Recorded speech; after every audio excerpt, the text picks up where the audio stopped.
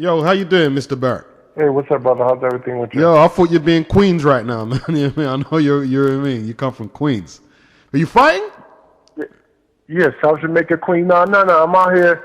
I'm working with Lebedev, Dennis Lebedev. Doing a little condition work with him. Okay. And doing some boxing with him. So how's life treating you, my brother? Everything is looking good, man. I'm in a great space, and I'm looking to have one or two more fights. The way the Shane Cameron fight ended, I was totally unaware. I wasn't myself. I had a bad situation the day before the fight with my lady. It was just a ugly situation. Then on top of that, nobody knew I had back surgery a month and a half before. I had the fight postponed once, but I felt I was in good enough shape to go. But it goes to show you never underestimate anybody. Yeah, I didn't expect it to end so early. I have to admit that, but that's boxing, man. Especially in your division, man. It just takes one shot. Definitely. Yeah, you've cracked a few people with one shot and put them out as well. So you know how that goes. Oh yeah. Listen, it's a give and take thing in boxing. That's why I love and respect the sport so much, and I know that. Me personally, I'm training fighters now. I got a couple of MMA fighters that I'm working with, a guy by the name of David Branch and a couple more different guys. And, this is my second comment as far as, being a trainer, condition and boxing. So I know realistically I only have one, maybe two more fights left in me. And I just walk off to the sunset, the way I want to walk off. Yeah. Definitely. I think you and David Tua need to have a rubber match, though. Man, he beat David Tua, man. He beat him into... Yeah, what do you think about that? How was he power? Listen. Every heavyweight have power. You could ask a guy like Kevin Johnson. He don't have that many knockouts. I don't have that many knockouts. But if I hit you the right way, you're gonna feel it. And it's really not about the power. It's about how you could camouflage when you get hurt. Because you punch.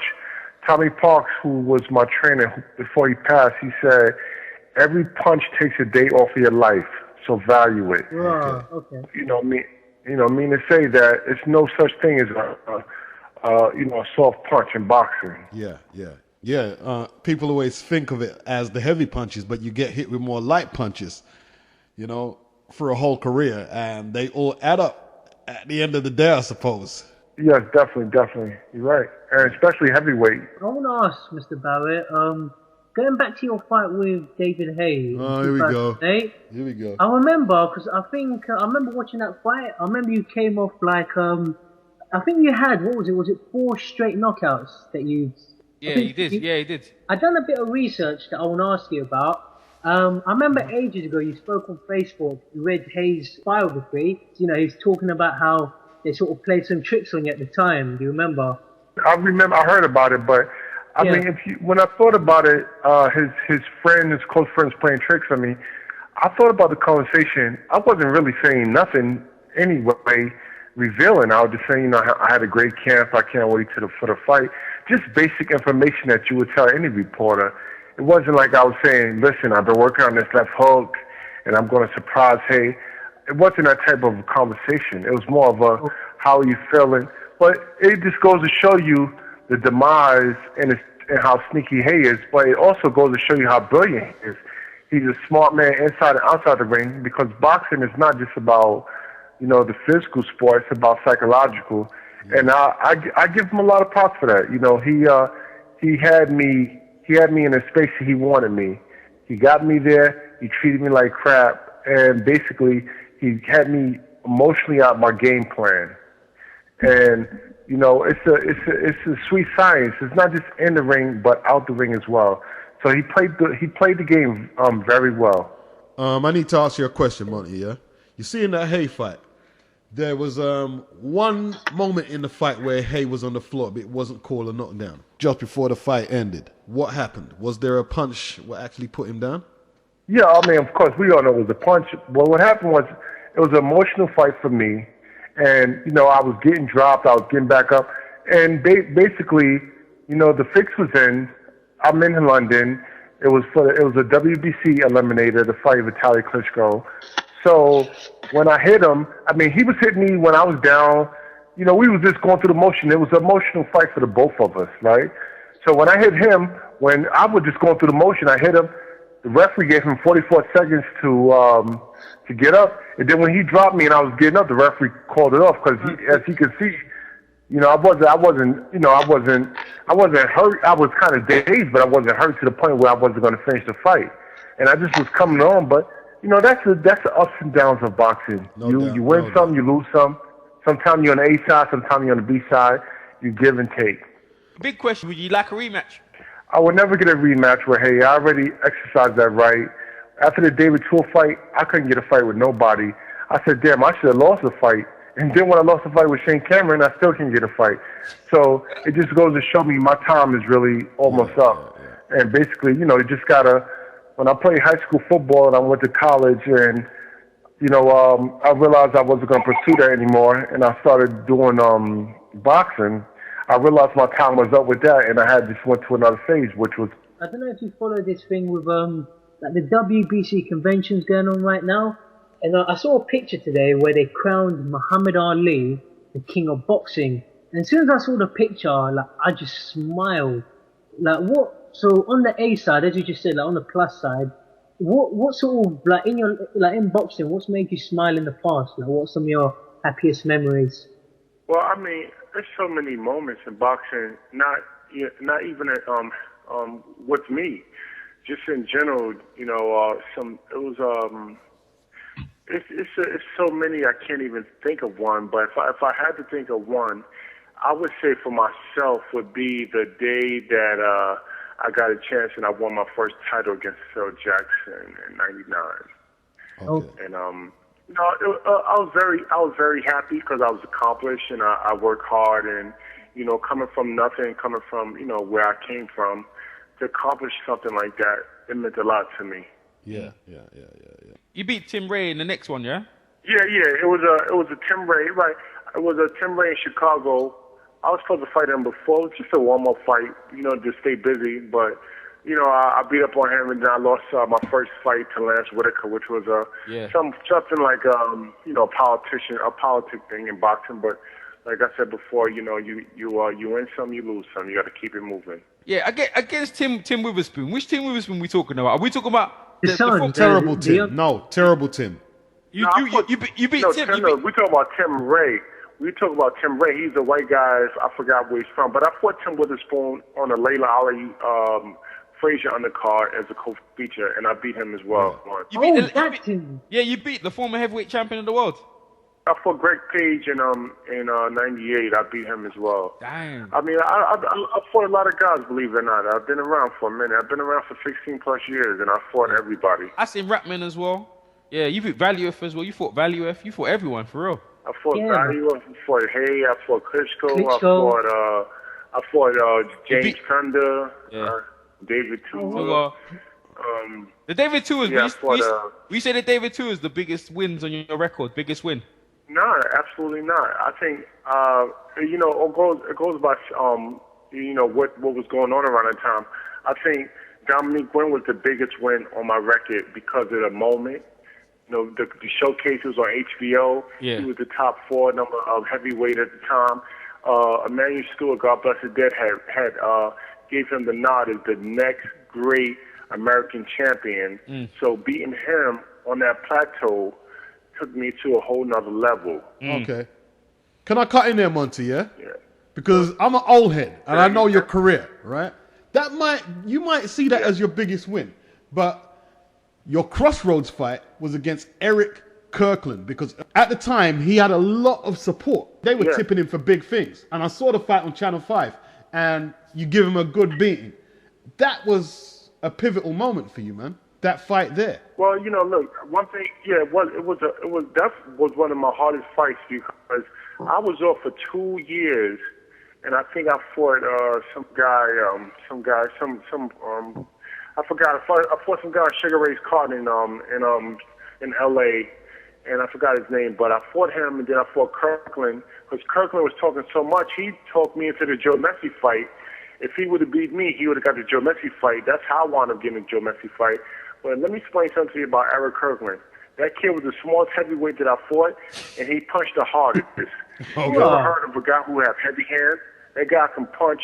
From the very first punch he hit me with, I was hurting from round 1 until I stopped him. This guy, he has lead in his hands.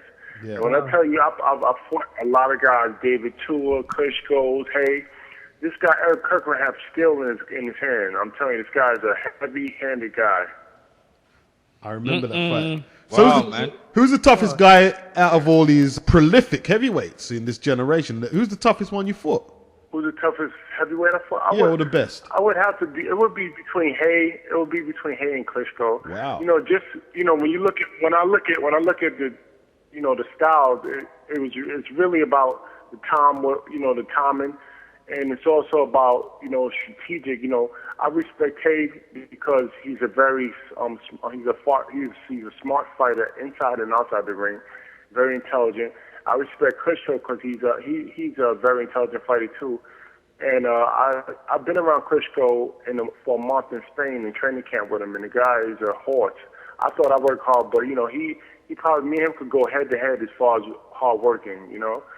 Okay. So those two guys would be the two guys that were the toughest guys I fought.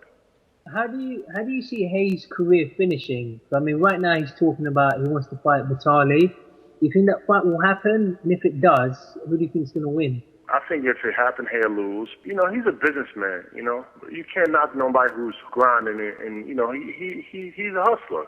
He's a nice looking guy. He got a mouthpiece, and he know how to promote. So he's doing what he needs to do to get the fight.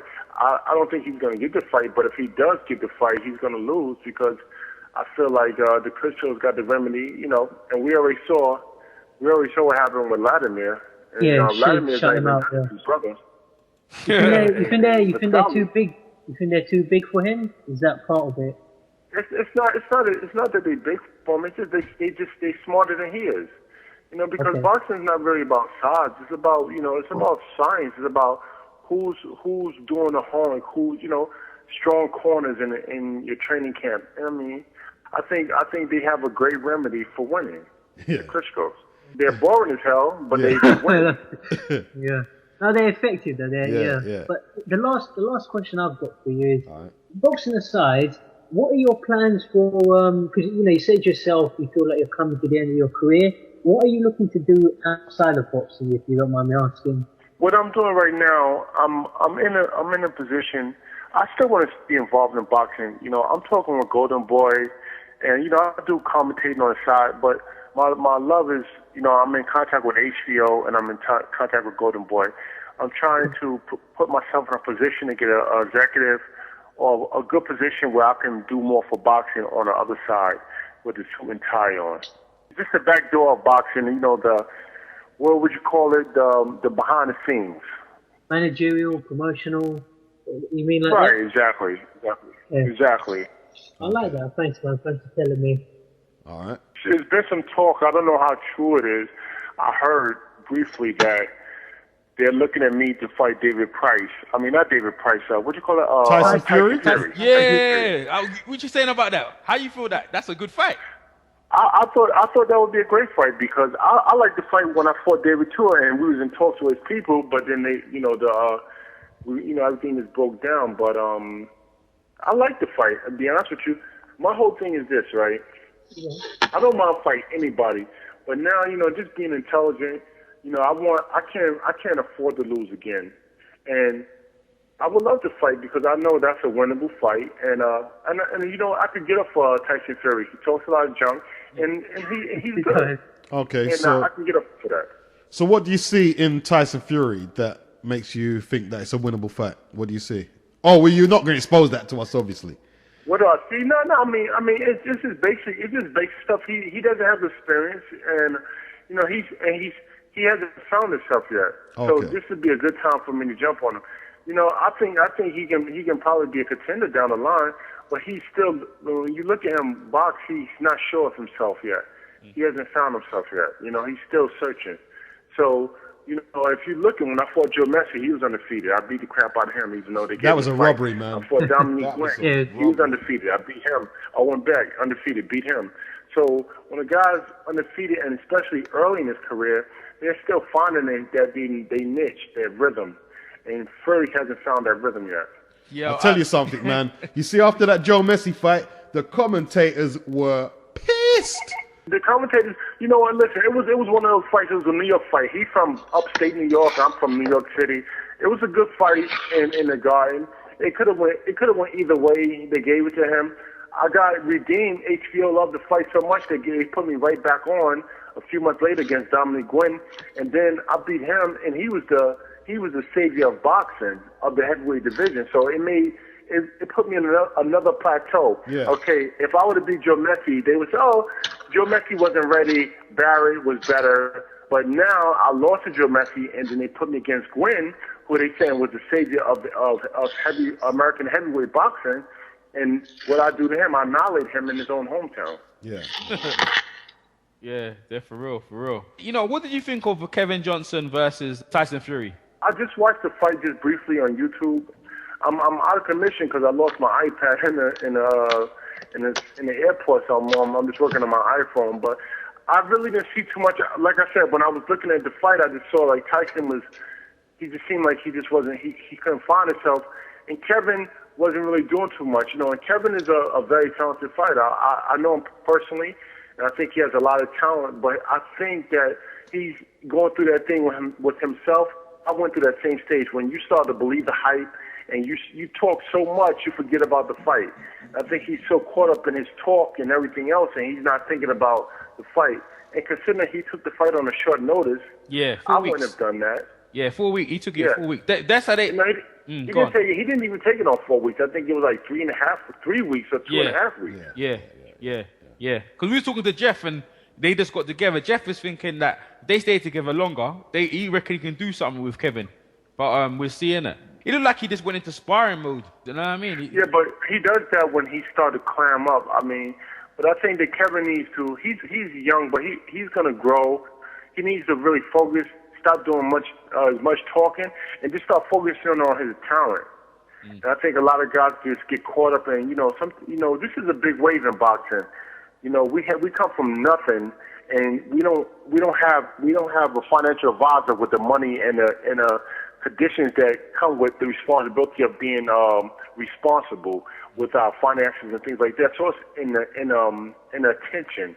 So it's a lot for a Black American. You understand? Yeah. So, to have to just throw somebody in something like that and not be, and not be nurtured and not be developed, you get caught up in that wave, and sometimes you could get lost. Yeah, okay, for real. You've knocked a lot of guys out. When you knock a guy out, because I've tried, but I've never been able to do it. But how do the fans react? Like when they see you out and about, or when you're at the fight that night? What's it like having that acknowledgement from people? How does it feel? Well, I mean, boxing gives anybody a rush. It's a one-man show. Even though you have your team, it's a one-man show. It's a platform like you can never believe. It's almost just is equivalent to tennis. It's a one-on-one sport, and all eyes are on you for those 36 minutes. And whether you're knocking somebody out or you dominate somebody, it's a surreal feeling.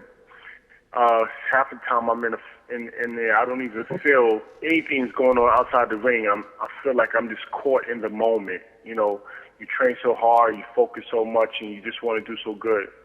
But until you get in there and experience the lights, camera, and action, I can never explain it to you. It's a surreal moment, though. Do you go through a lot of what a lot of fighters go through? Is it hard to retire? It's not hard to retire. No, it's not for me. Listen, I was All-American, All-Queens, All-City when I was in football, and I didn't take the SAT, so I had to go to community college. Grambling State University, Coach Robson was recruiting me heavy. When things didn't work out in college, and I seen that it was so much talent, it was so competitive. Not only do you have to be good in grades, but you got to be the best on the field. Then when I got involved in boxing, I just let it go. So I know how to let things go. The good thing about me is I don't get attached to things like that, where I feel like I'm holding on to a dream. I'm not gonna say, oh, I'm not going to be 50 years old saying I could be heavyweight champ of the world. Okay. You understand? I understand this is a young man's sport, and I understand my limitations. I'm not stupid by far. I would want to say, one thing about me, I say, if this is as far as I can go in boxing, then let me accept that as my will, and let me keep it moving. Okay. Because you want to chasing something, and the next thing you know, you're the one getting chased. Do you know any fighters who have had trouble giving it up, and why do you think that is? Roy Jones. I don't know no fighters personally that have had trouble. Not on the level that you guys probably would know. Okay. But everybody's chasing a dream, and some people are not even chasing a dream. Some people just want to be that rush. You understand? It's a rush when, like I said, the lights, camera, action. People know who you are all around the world, and it's very entertaining of being a heavyweight boxer or elite fighter. It's only one of them. It's only one champ. So I can understand where Roy's coming from, because he's Roy Jones. He's one of the greatest. He's a Hall of Famer. Yeah. Okay. No doubt. But I wouldn't. But he's made a lot of money. I don't know what he did with his money. But he's in a space where he can do anything. He's working with HBO, and I think he's doing a great job. And he has so many options. He can do whatever he wants. He came out here for a week or two, and he really did good out here in Russia, because people love him in Russia. People love Roy Jones all over the world. To be honest with you. Yeah. Definitely. What would you do, Mr. Barrett? How would you deal with some of boxing's biggest problems? What do you think is affecting our sport right now? What are boxing's biggest problems? You talking about politics? Yeah. Well, I mean, it's gonna take more than just me. It's gonna take more than just me to deal with the politics. That's a government body. That's something that's gonna take a lot of people coming together, and that's never. And politics is a part of boxing. That's why MMA fighters from MMA divisions are doing so good. You know why? It's Dana White. He's just one president. It's one belt per weight division, and they put on the best fights. The best fight, the best. Yeah. Boxing is so much politics and so much, sanctioned bodies, and so many belts and so many promoters that everybody's trying to grab control over who is the man, and that's the downfall of boxing. So how would you fix that? Well, you would have to form something like an NFL or like a league or something, because if you don't form a league, you're not going to be able to govern. You're not going to be able to have it's basically like a union. We can have a governing body, somebody who can call the shots over the promoters. Okay. That's not going to happen. There's too much money involved in boxing. Yeah. We spoke to the heavyweight champion. I'm not going to say his name, but he alluded to somebody who you fought, and I'm not going to say his name, who is a heavyweight champion. And he seems to think that he's taking more than milk and vitamins to perform as successfully as he has in the ring. I'm talking about drugs in boxing. Have you felt that any of your... You probably know who I'm talking about. Well, I know who you're talking about, but my whole thing is this, right? I was somewhat accused of taking a pre-workout. I took a pre-workout supplement in a GNC, the GNC store. I don't know if you guys got GNC stores out there in London, but I took a pre-workout. I forgot the name of it, which everybody takes, but somehow they told me in New Zealand, that they had banned the substance in 2009, but it wasn't inside the pre-workout. It was related to one of the supplements that was in there, one of the ingredients, whatever. Well, that's not nothing serious, considering that the stuff that I hear in boxing is stuff that people are really taking, they're going above and beyond.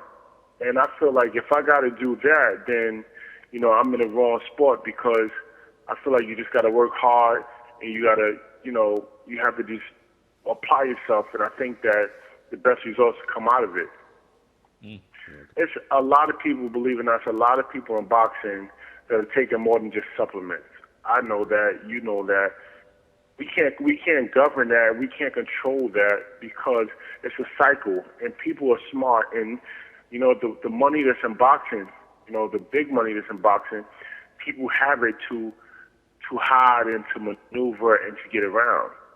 Like something I was saying the other day about this is basically, I think that a lot of the guys that are on stuff, like what they'll say to themselves, like they'll look at other people and they'll say he's taking it, so for it to be on a fair level, I need to take it as well to protect myself. Do you agree with that? Do you get the feeling that a lot of people think like that? Does it make sense? Yeah, I think people think like that, like, you know, if he take it, I should take it. But then you got to remember one thing: somebody's going to get caught. If he ain't get caught yet, evidently he's good at it. And you could try to do something that's not right, it's going to catch up to you. And the whole thing about it is that's why you have commissioners and that's why you have rules and regulations. And you can always just say, I want this guy to take a test. That's all you do is got to open your mouth and say, I want him to take a test. It's done. And a lot of people don't know that. All you do is got to say, I want him to take a test. Yeah. And they will do it. That's your right as a fighter to get tested. Get your opponent tested if you want it. You know what, though? I've heard on occasion, like, certain guys have turned... I might as well just name them. I've heard that Mike Tyson turned down tests, Klitschko. So if it's a situation where, like, with the opponent, if the opponent's not the big name yet, they haven't really got much options sometimes.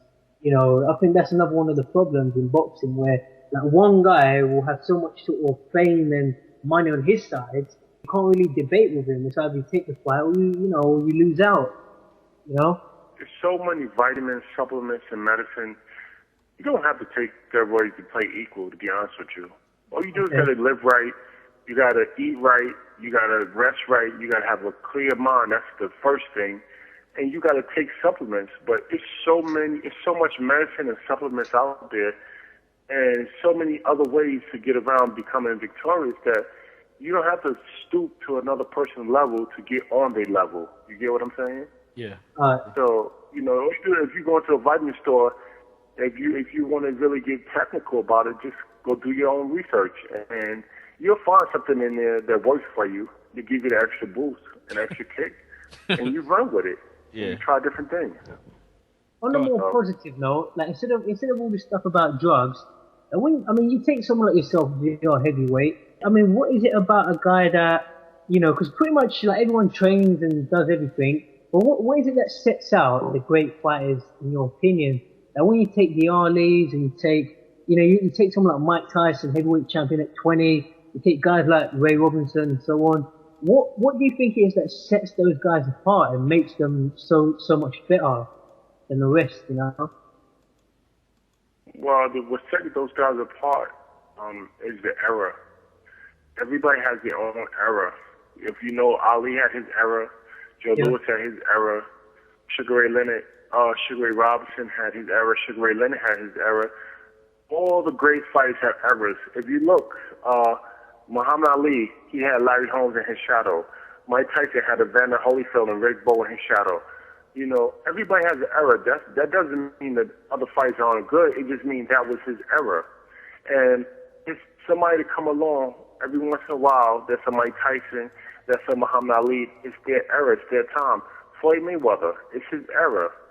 You know, it's him and Pacquiao era, but it's still Floyd Mayweather era.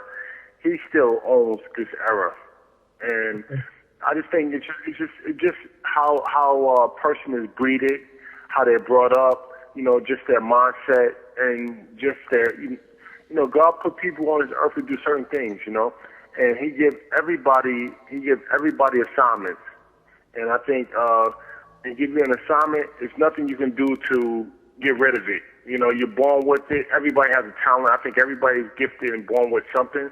And just some people know how to cultivate it and turn it into what it really is, which is a gift.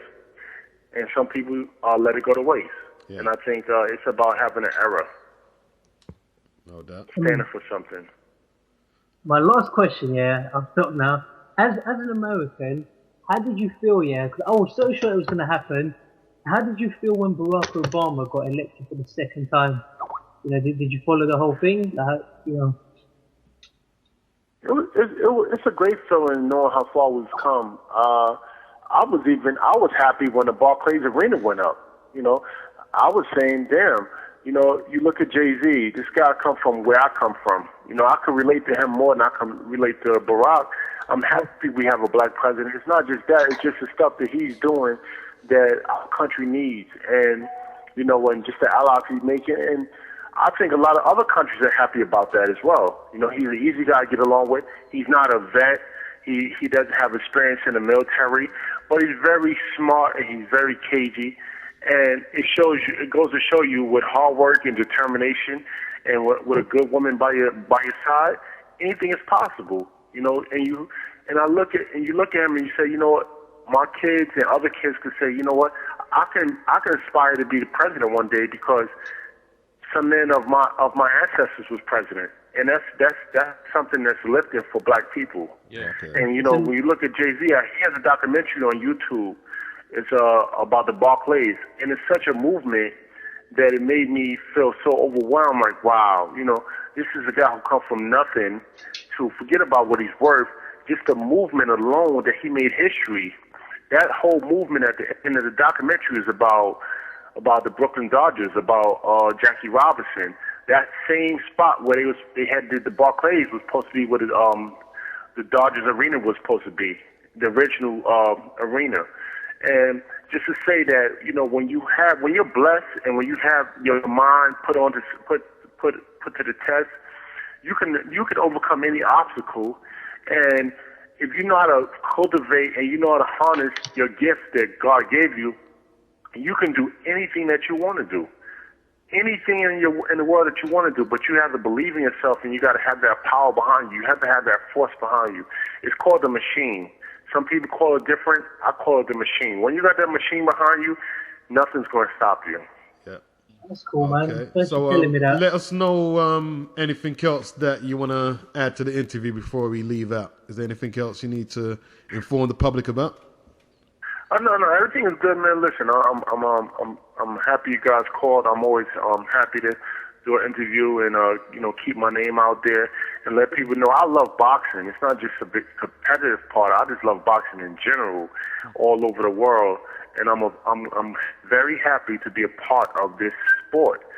And to say keep supporting boxing because we need all the support we can get. Yep, we will do that, no doubt. I think you guys for, you know, putting it out there and, you know, just keep doing the interviews and keep boxing alive in London. Yeah. All right, man. You're welcome. Thanks a lot. Thanks, Chef. We're going to try and keep in touch with you from now on anyway. Yes. So, you know, we Definitely. all right.